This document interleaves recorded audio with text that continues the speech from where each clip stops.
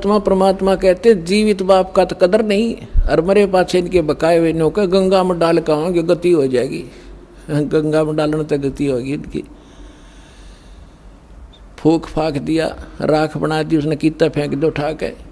बस तू अपने मनुष्य जीवन रहते जो करना कर लो, बाद में सारी बकवाद है, उसका कोई लाभ नहीं। क्योंकि इन्होंने इस सारी साधनाओं को बिगाड़ दिया। जो कुछ उस जीव को लाभ होना था जीवित समय में, जो विशेष लाभ होना जीवित समय में होना है, मृत्यु के उपरांत जो साधना वो करवाते हैं ना, मृत्यु के उपरांत उसकी गति करा देंगे। आज तक तो किसी गति हुई नहीं।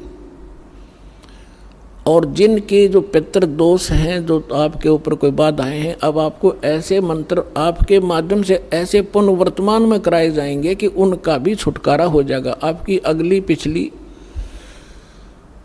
आने वाली पीढ़ियां सभी का उद्धार हो जाएगा। ये पुराना जो लोक वेद है उसके आधार से कुछ भी साधना आप नहीं करोगे, इसको त्याग दो। अब क्या बताना चाहते हैं कि जय सतगुरु की संगत करते ये सकल कर्म कट जाई, अमरपुरी पर आसन होते जहाँ धूप ना छाई। गरीबदास साहिब जी ने बताया है कि यदि सतगुरु की शरण मिल जाती तो ना तो आप प्रेत बनते और ना ही पिंड भरवान की आवश्यकता पड़ती। और क्या बताते हैं, जो साधना ये किया करते थे उसका रिजल्ट क्या होता था।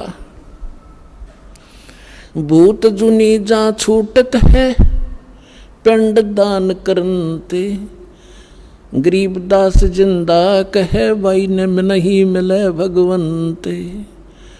अब धर्मदास जी अपने हिंदू धर्म में जन्मे थे, यही साधनाएं भ्रमित वो कर रहे थे। तो परमात्मा ने उनको समझाया था कि जो तुम पिंड दान करते हो उससे भूत जूनी छूट सकती है, लेकिन भगवान नहीं मिल सकता। अब भूत जूनी छूट गई और गधा योनी पक मिल गई तो खाक गति कराई। बस न्यो कहें कि हमारा पीछा छूट गया। बाबू से जा करता, पिताजी घना दुखी करे था। भगत आते हैं, कहते हैं मेरी माँ मर गई, मेरी बहन को दुखी कर रही है। अब वो अंडे धके खाती हुआ कितन की तो प्रवेश करे, पर परेशान खुद भी हो रही, ज्ञान उसको है नहीं। तो अब हम जो साधना बताएंगे उन आपके पितरों का भी कल्याण हो जाएगा और आप भी सुखी हो जाओगे, वो भी भाग जाएंगे, उनका कल्याण हो जाएगा, यानी छूट जाएंगे, आपसे दूर भाग जाएंगे और उनको मानव शरीर प्राप्त हो जाएगा। जो साधना दास आपको बताने जा रहा है, इससे सारा ही कल्याण होगा।